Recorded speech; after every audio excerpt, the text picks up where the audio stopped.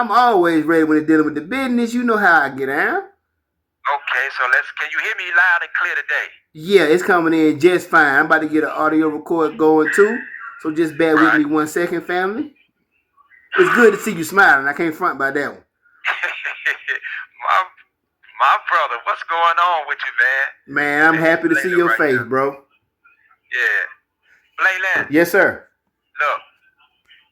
Oh, what happened? Yes, sir. Oh, word to give you. Everybody that know you say love. Okay, that's love, bro. That's love. That's Yep. love. So, are we ready? Yes, sir. We ready. Okay, let's go. All right. Oh, I gotta tell you this, right? As we get started. There's an individual by the name of Maxfield, right? Yes. Been giving you the utmost love and support to the Okay, highest. I want to give the brother Maxfield Sussman, man, a big shout out for everything that he is doing and everything he has done for PLM and what he's doing for me in this situation, man. I sincerely, big shout out to you, brother Maxfield, man. I sincerely appreciate everything that you're doing, bro. Thank you very much, man. And don't think that what you're doing is going unappreciated because it's much needed and sincerely appreciated. I want to give another shout out, man, to the Twin Towers, man. That would be Marva Austin and Marsha King, man. These sisters, man, they are my legal advocates, man, and they on top of the business. And I want to thank each one of these sisters and everybody else, man, that love and respect me. And I love and respect everybody, you know. So don't think if I don't say y'all name because there's too many of y'all to say. I'll be standing up here for like 16 years trying to say everybody's name for all the love and support that they're giving me. So just know this here that everybody salute and thank you very much. All right, all right. I'm glad we got everybody acknowledged that we could without saying a whole bunch of names. That'd be the whole call. Because we only Right. got 20 minutes and we already used 5 of them. Yeah, so let's get with it then. Yes, sir. So the last video visit that we had, there was technical difficulty because the reception was messed up. And a lot of questions were presented about what you were saying. So Okay. to specify certain questions that was asked, one question that was asked is, how did you get jammed up? In a quick Okay. summary. Okay, this is how I got jammed up. Uh, back in like September, October sometime, I had given a young lady a ride to Lewis Hospital, a $10 ride, cab ride. It was a credit ride. She ain't had the money at the time, and she was supposed to pay the $10 when she got it. Months go past, months and months and months go past. I get a call, like I think on the 9th of December. So it was like on a Monday night, early Tuesday morning. I think it was the 9th. That said that she was on her way back from Memphis. So I said, okay, cool. He said she was coming to Paducah. I said, cool. When you get here, just give me a call. And I went back to bed. The next day I called her and asked her was she in Paducah. She said, no. Mind you, now this is all over $10. Mm-hmm. She said, no. So she said, they wouldn't bring me all the way to Paducah. So I'm in Fulton, Kentucky with my children. So I said, okay, when can we link up? She said, later on in the week. I said, okay, then what about Friday? She said, yes. I said, okay, then I get up with you Friday then. Cool. Friday come around. It's about 1:45, 1:50. I start getting calls from her back to back to back to back. So every time I answer the phone, I could hear her, but she couldn't hear me. So I wind up calling her back, and when I called her, we heard each other. And she told me I ain't gonna be able to get up with you today because my daughter had an asthma attack and they airlifted her to Jackson. So I'm thinking Jackson, Tennessee, because she's right there in Fulton. So I'm thinking she's talking about Jackson, Tennessee. So I don't think nothing else about it. Then she said, I got your money. I said, okay, cool. I said, I ain't tripping. I'll holler at you when I see you. So the conversation go on, and then she bring up, hey, I got 2 more people. But now I got a customer in the car with me, so I'm trying to get off the phone. I said, hey, I told you I'll talk to you. I'll holler at you when I see you. I said, plus I don't want to talk about no stuff like that on the phone. And I hung up the phone. Boom, that's it. Mm-hmm. Didn't say nothing about no drugs. Ain't nothing about my house. Ain't none of this here. But unknowing to myself at that time, she was in the custody of the police because she had got pulled over for like some stop sign stuff and no proof or no insurance, and she had got caught with some methamphetamine. So she was using the $10 cab ride, but she never said the amount. She just said your money. So she was using that as a ploy to show the police that like I'm dealing drugs in order for her to get free. Okay, so she changed the narrative of what the transaction is actually about. She changed the narrative. Mm-hmm. I don't know this here, so I go off. I take the customer to where they was going. I went on my job interview, the office prior that I had already told you about that I was going. I had an interview that day, and I wound up getting hired for the job, and I was supposed to start Monday. From there, I went home. I dropped the customer off, went on my interview, went home. So it's like 2:30, almost 2:45. I'm at home getting ready to do a video on Joe Biden and the 1,500 clemencies that he had done. Mm-hmm. So about 3-some, the police knock on my door. Boom, boom, boom, boom, boom, boom, boom. Paducah police, blah, blah, blah, blah, blah. So I go to the door, I open the door. They got guns on me. They like, hey, you under arrest? We got a search warrant. I'm like, hey man, y'all got to be at the wrong address. I say, y'all don't have no probable cause to be here automatically. I'm invoking my 4th Amendment rights, bro, in the door, because I know I ain't done nothing wrong. They pull me out the house, cuff me up, go in the house. They read off the search warrant that I never seen. They never gave me a copy of it. They go into the house. They come out of the house. They say in the bedroom, in one of the closets, they found a little small bag of powder. Talking about it was cocaine in the shirt, in the jacket pocket. They come out with this here, and I'm telling them that it's not none of mine. That it's a ploy. They they found guns and all this stuff, right? Mm-hmm. So I'm telling them like, man, y'all have violated my 4th Amendment right because y'all ain't got no rights to come in here. They bring me down to the police station. Guess who the first person I see? Who? The young lady that had told me that she was in Jackson all the time. She had been arrested. She up at the front desk getting booked in too. So she had set me up over a phone call that she got caught up on, bro. I give everybody my word. I am not a drug dealer. I wasn't selling no drugs. I don't know no drug dealers. I don't associate with no drug dealers. And the last time I was arrested for some drugs was February the 8th, 2008. I ain't touched no drugs or been around no drugs or been around nobody with no drugs since February of 2008, bro. You know this here. When they arrested me, bro, I had $5 in my pocket. $5. That's all I had in my pocket, man. And then the money that I had for the company that was inside my car. You know, that's all I had, bro. I ain't have no money. Well, you a broke drug dealer. That's the case. He ain't making no money. I'm the brokest drug dealer in America, bro. You know what I'm saying? I'm the only, listen, bro. I kid you not, man. I'm so broke. You know how broke I am, bro. Mm-hmm. I don't even listen. I got to pay. Only time I can pay some of my bills is when I get final notices. I got to put my bills off to final notices, bro. You know what I'm saying? You too, sir. You know, so I got to. That's how I pay my bills, bro. I got a question. Everybody knowing. All right, now I've been to your house, right? So yeah. I know like there's cameras throughout your house.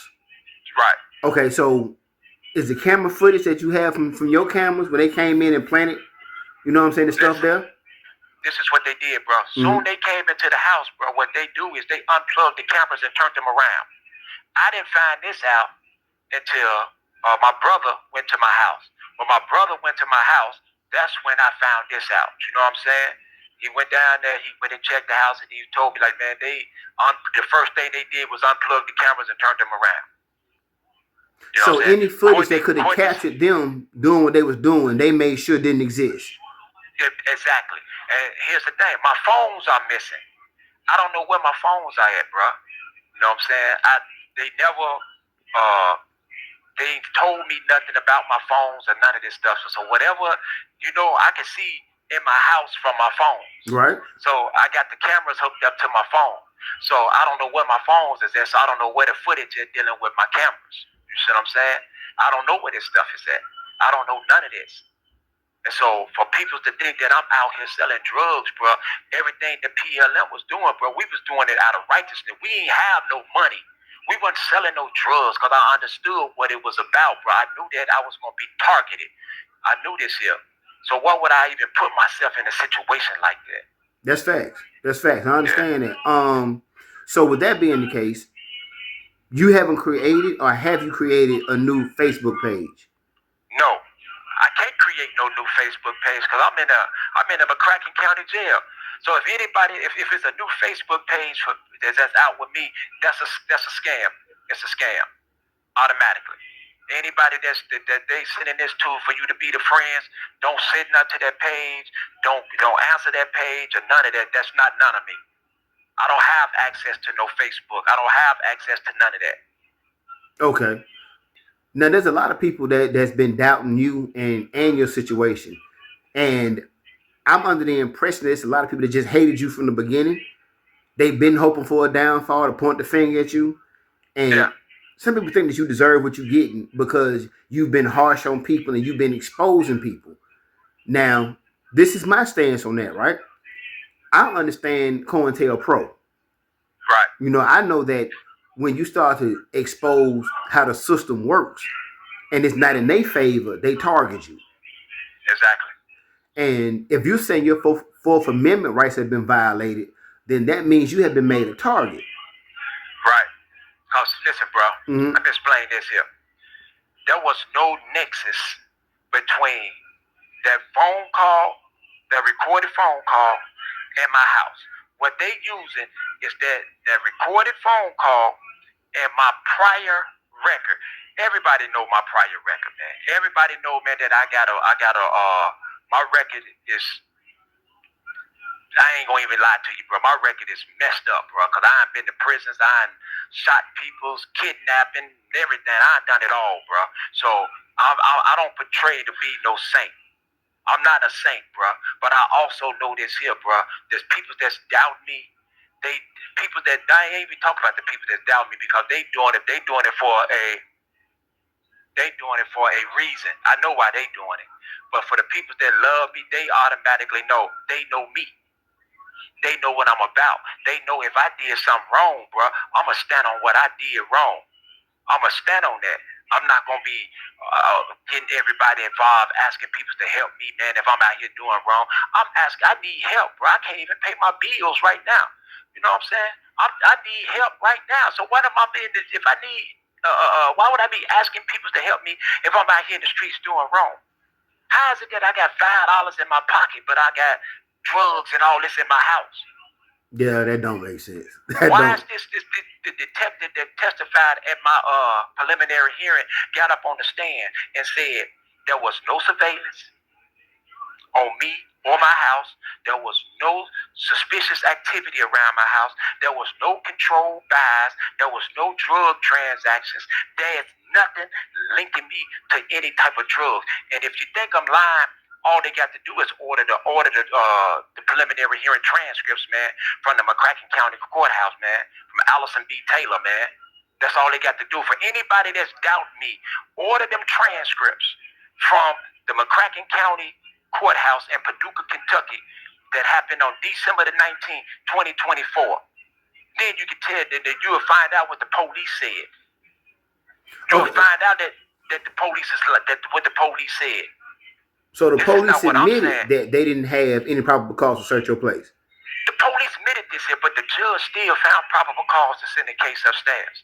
The police actually got on the stand, bro, and was coughing and choking and all this, and admitted that they did not have no surveillance of me or my house, no suspicious activity of my house, no controlled buys, no drug transactions, no nothing, no audio, no visual, nothing of nobody or the confidential informant being in my house or nothing. They say that the investigation was lasted less than 24 hours. Matter of fact, the investigation was less than 2 hours, bro.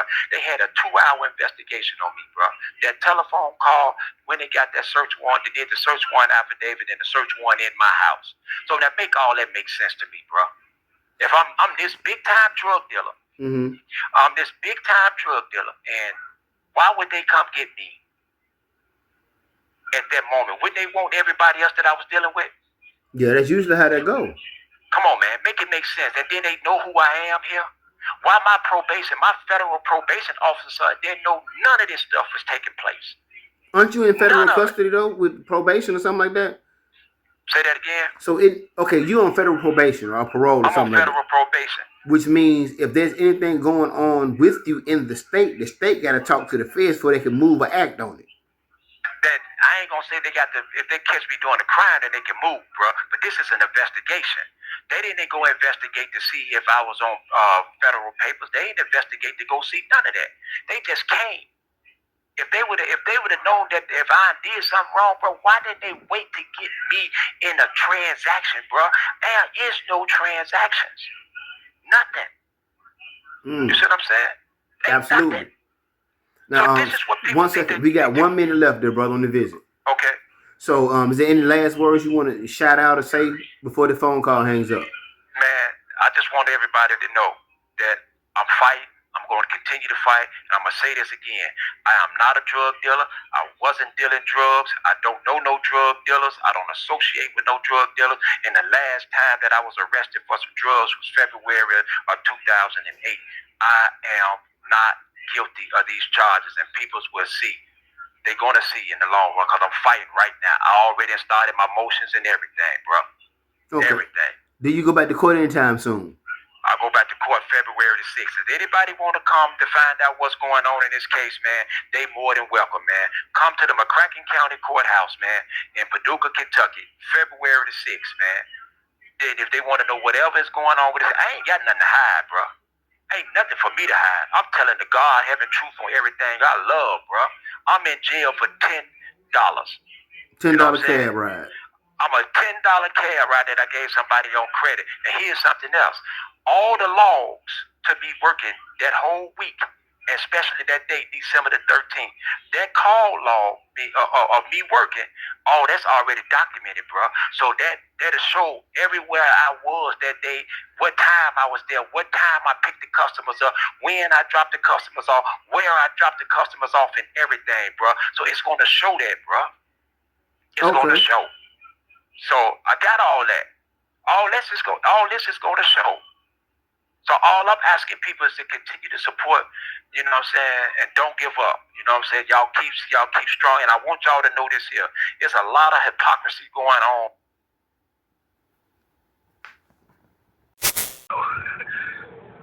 But me and him's never done transactions. So I don't know. You know what I'm saying? I didn't. Plus, even if we did, I didn't know where anything was. I don't even know his address because he always just picked me up and took me to his house. I never drove to his house, so because I was on the run, I wasn't taking no chances in driving.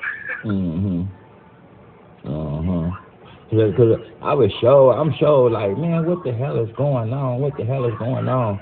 I'm like, man, let me talk to this lady myself. You know, let me talk to her. As far as the firearm goes, if he's smart, he'll say he rented out that back room and get somebody that's not a felon to write an affidavit and say that they accidentally left it in the house without his knowledge. If they do that, he can get rid of that charge. That was per my lawyer, because I have a paid lawyer, Jamie Mills. Okay. You look beautiful, so yeah, I can believe.